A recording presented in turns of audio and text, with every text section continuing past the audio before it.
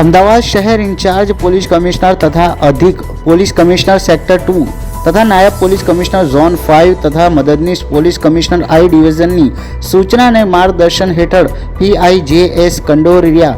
surveillance સ્ક્વોડના PI AD Bhatt તથા સ્ટાફના માણસોએ તારીખ 29/6/2023ના રોજ અમદાવાદ શહેર વટવા VIDC